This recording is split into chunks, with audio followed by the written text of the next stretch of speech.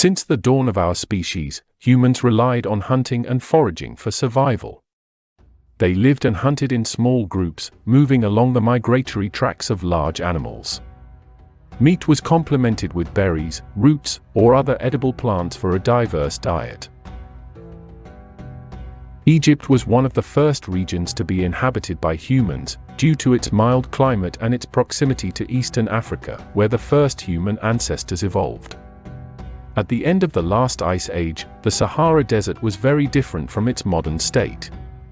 It consisted mostly of savanna grasslands where many species of large animals grazed, making the Sahara ideal for hunter-gatherers to thrive.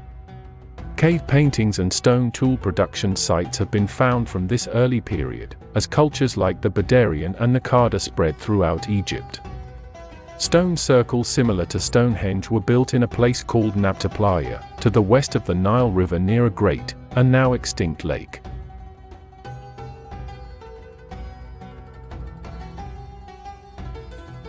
Prehistoric humans were opportunistic, and found food, based on their environment. On grasslands, hunting was the major source of food, while coastal environments favored the gathering of shellfish, and the eggs of seabirds. A river valley or delta, such as that of the Nile, was a very fruitful location due to its abundance and variety of plant and animal life available throughout the year. Some of the nomads who arrived in such rich river lands found that they could subsist permanently in the area, and settled the first villages.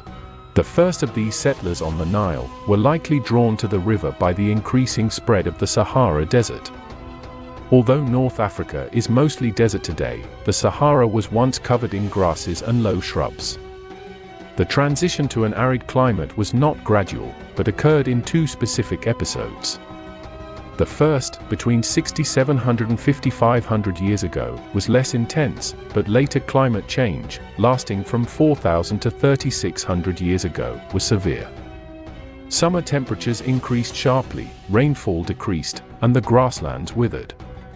This event devastated many ancient cultures and their way of life. Tribes were forced to migrate to the Nile, where the river's annual flood deposited fertile silt, allowing plants to grow on the Nile's banks. These migrants contributed to the emerging small communities along the river.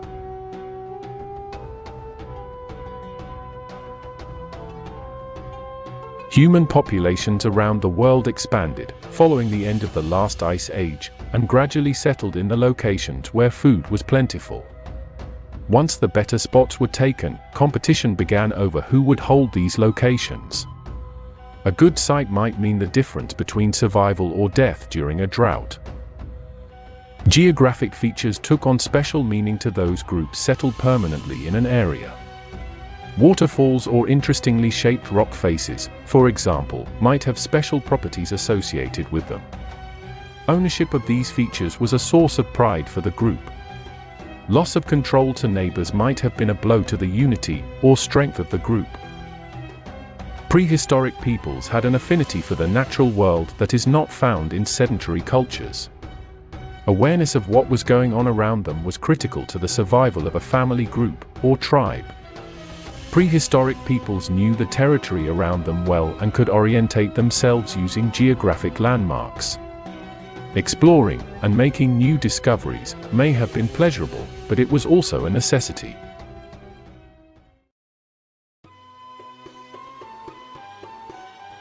The increase in human population and the competition for good food sites accelerated the advance in technology that had been fostered by the challenging environments of the last ice age. Better and more varied tools increased the efficiency of hunters and gatherers, increasing the advantages of humans over other varieties of life. Anthropologists mark the technological advance of our human ancestors by dividing their progress into eras, defined by the artifacts that have survived over the years. Most of these artifacts are tools, and the oldest of these are made of stone. Later, tools slowly started being made of various metals, such as copper and bronze. The most commonly used names for these eras are the Old Stone Age, New Stone Age, Bronze Age, and Iron Age.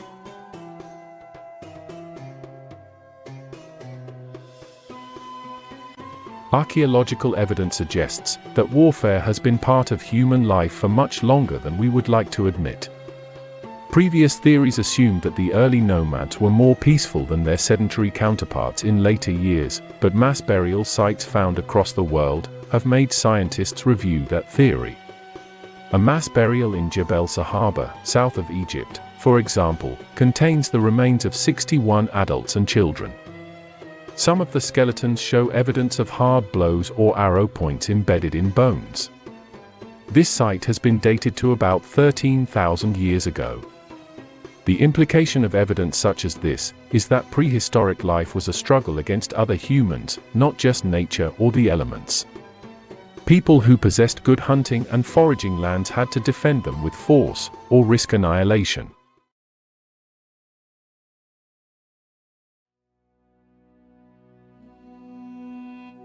Every year, heavy monsoon rains in the mountains of Ethiopia would cause the Nile to flood its banks downstream in Egypt. This period of flooding, from June to September, was called Akut. While waiting for the waters to recede and reveal the fertile mud and fresh silt left behind, Egyptian farmers spent their time mending and making tools and looking after their animals. As Egypt became a kingdom, the farmers would use some of this time to work for the king, called the pharaoh, to build tombs and temples. When the waters receded, the Egyptians would plow the soil during a season called Peret, from October to February. Egyptians plowed by hand or used animal-pulled plows. Seeds were sown, and goats and other animals walked over the fields to push the seeds into the ground and provide additional fertilizer. The Egyptians grew a variety of crops, including wheat, barley, flax, and melons. Harvest time was a period called Shimu, from March to May. Grain was cut with sickles, tied into bundles, and carried away to granaries. Skilled artisans in the town turned the wheat into bread, the barley into beer, and the flax into linen cloth. Papyrus reeds were gathered to make sandals, boats, baskets, mats, and paper. Agriculture allowed professions to develop and fostered new cultural tools and artifacts. The population boom brought about by agriculture caused villages to coalesce into small kingdoms along the Nile. These kingdoms invaded and annexed others until only two kingdoms remained, those of Upper and Lower Egypt in the south and north, respectively. This terminology derives from the flow of the Nile River from the highlands of eastern Africa in the south to the Nile Delta in the north.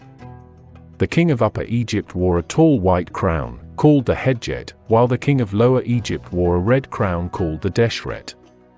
Around 3100 BCE, a king named Nama, also identified as Menes, unified the two kingdoms. A siltstone tablet called the Palette of Nama depicts the king wearing the crown of Upper Egypt on one side, and the crown of Lower Egypt on the other. A later pharaoh named Djet would be depicted wearing both crowns together at once, the double crown known as the Pshent, which symbolized the unity of Egypt.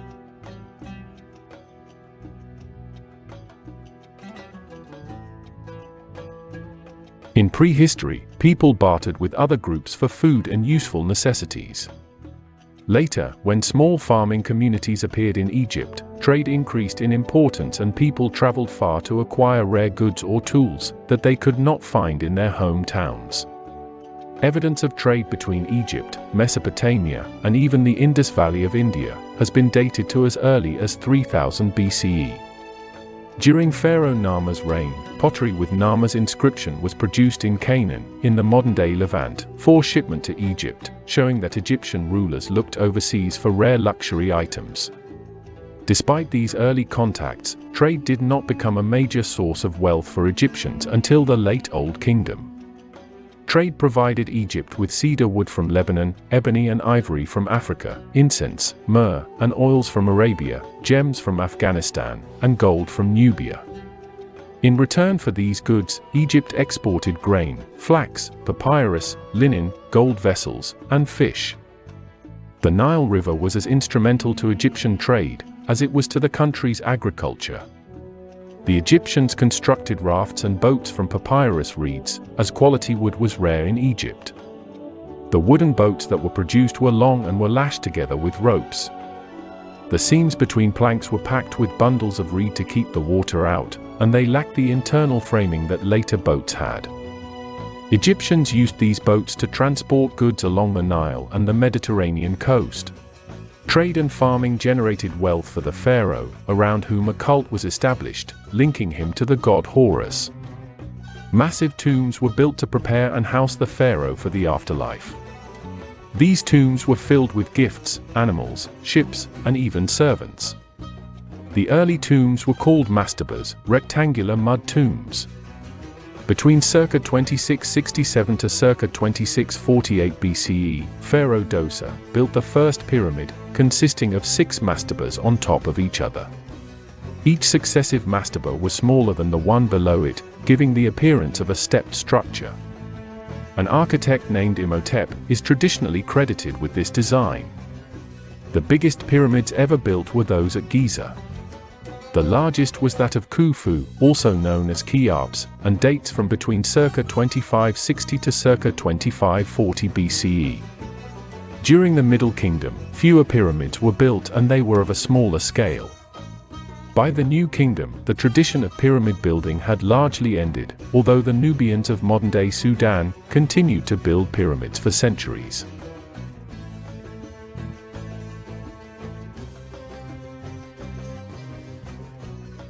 The Egyptians developed a rich and varied religion based on the worship of around 2,000 gods and goddesses.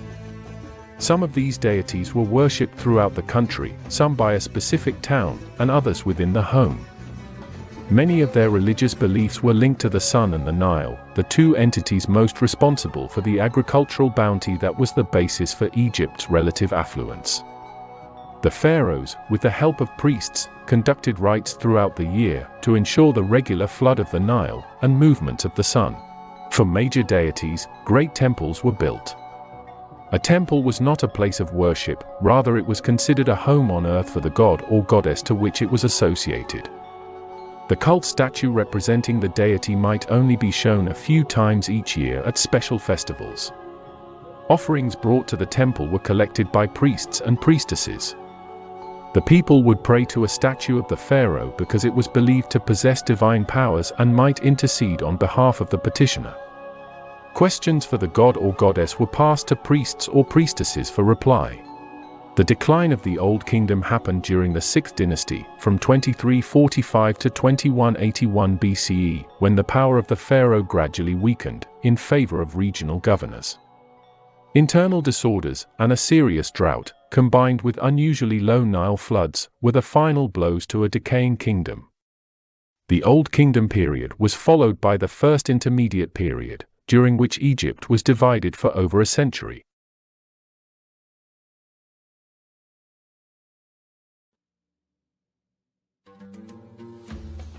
Following the First Intermediate period, Prince Mentuhotep II of the 11th dynasty built on the successes of his predecessors and reunited Egypt by defeating the rulers of Heracleopolis in Lower Egypt.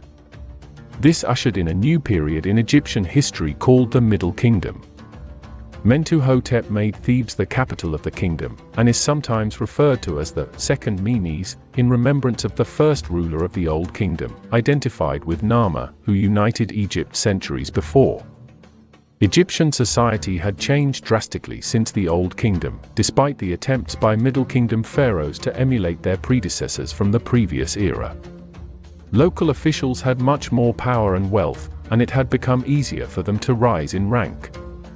These differences are apparent in Egyptian art of the period. Pharaohs were no longer the only ones commissioning art, as local rulers and the upper class could do so as well, resulting in greater variety and diversity of artwork. Conflict with Egypt's southern neighbors, the Nubians, was very common in this period, but it was not until the reign of Senusret III that Egypt made significant conquests in the south. Senusret led 4 military expeditions against the Nubians, and managed to bring Lower Nubia, in the north of the region, under Egyptian control. To consolidate these conquests, the pharaoh ordered his subordinates to build a network of fortifications along the border to block further raids by Nubians.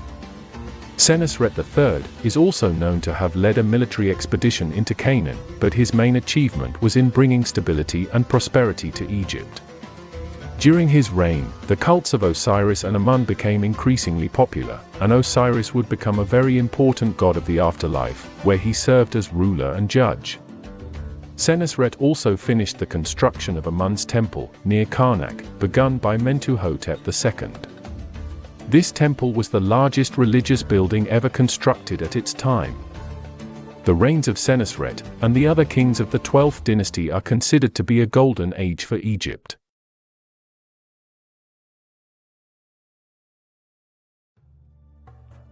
Amenemhat IV stepped in the footsteps of his father, Amenemhat III, and his grandfather, Senusret III. He finished his father's building projects, and launched several military and trade expeditions to secure Egyptian interests within her sphere of influence. Trade was thriving, especially with the cities in the Levant, such as Byblos, in modern Lebanon. Amenemhat IV died without a male heir, so his sister, Sobenefru, became the first woman to rule Egypt. Only 2 years after her succession, she died suddenly without an heir, ending the 12th dynasty. The 13th dynasty was considerably weaker than its predecessor, and Egypt descended into a gradual decline. Its rulers, unable to control the whole country, allowed Libyan raiders and migrating semi-nomadic peoples from the northeast to move freely into Lower Egypt. Of these peoples, the Hyksos were the most dangerous. They started to replace local rulers, creating their own state within Egypt's borders.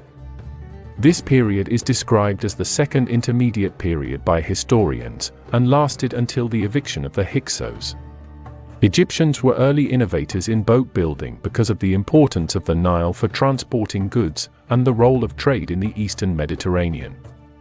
Naval battles were comparatively rare in Egyptian history, however, as the Egyptians did not have ambitions to become a maritime power during this period.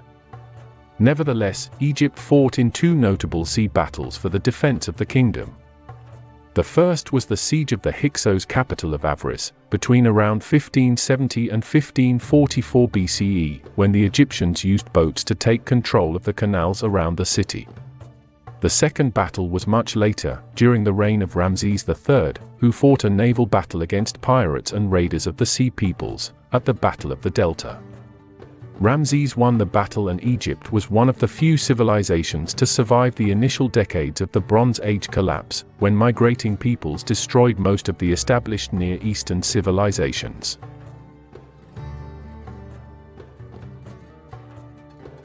The Hyksos ruled Lower Egypt for the entire duration of the Second Intermediate Period, until they were driven out of Egypt by Ahmose I, founder of the 18th dynasty.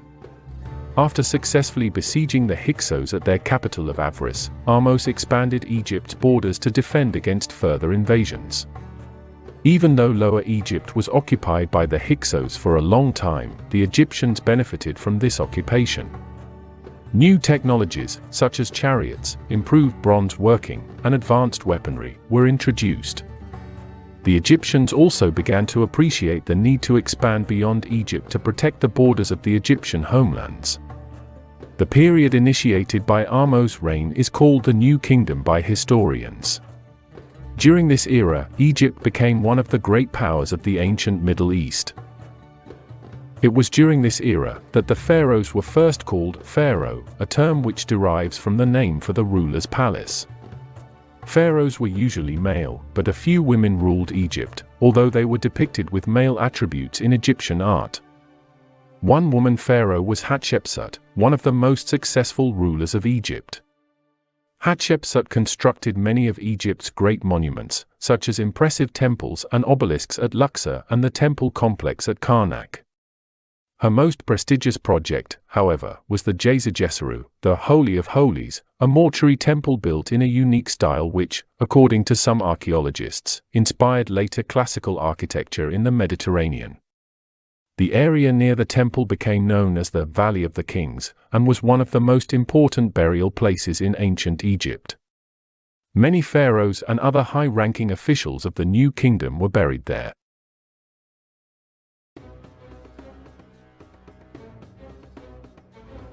For the first 22 years of his reign, Thutmose III co-ruled Egypt with his aunt, Hatshepsut. During their rule, the two monarchs were equals, and divided the ruling tasks between themselves. Thutmose led the Egyptian armies, an experience which would prove useful later during his own reign. After the death of Hatshepsut, Thutmose became sole ruler, and started to remove all texts referring to his aunt. Under his rule, Egypt reached her greatest territorial extent. In 17 campaigns, Thutmose conquered Syria and the Levant in the north, and Nubia to the Fourth Cataract in the south. One of the most important events in Thutmose campaigns was the Battle of Megiddo, in Canaan. The Canaanite city-states had united under the leadership of the kings of two cities, Megiddo and Kadesh. They mustered an army which threatened Thutmose's forces. The Egyptians defeated this Canaanite army, which retreated to the city of Megiddo. After a long siege, the city was taken, pillaged, its inhabitants spared, but many were made slaves. The Battle of Megiddo is the earliest battle in history to have been recorded in relatively reliable detail. Thutmose's successors were often equally successful and powerful. Amenhotep III brought Egypt to its cultural, political, and economic height. Instead of using force to coerce neighbors into fulfilling Egypt's interests, Amenhotep relied on diplomacy and the vast wealth of his kingdom. The Egyptian empire enjoyed stability during his reign, and the reigns of his successors, except for a series of clashes between the followers of the cults of Amun and Aten. The priests of Amun had become very powerful, and certain pharaohs attempted to weaken the cult's power by strengthening the rival cult of Aten. Amenhotep III's son, Amenhotep IV, was one such pharaoh. Taking the name Akhenaten in honor of the god Aten, he disrupted traditional Egyptian religion by establishing a quasi-monotheistic religion. After his death, however, the cult of Amun was restored to prominence.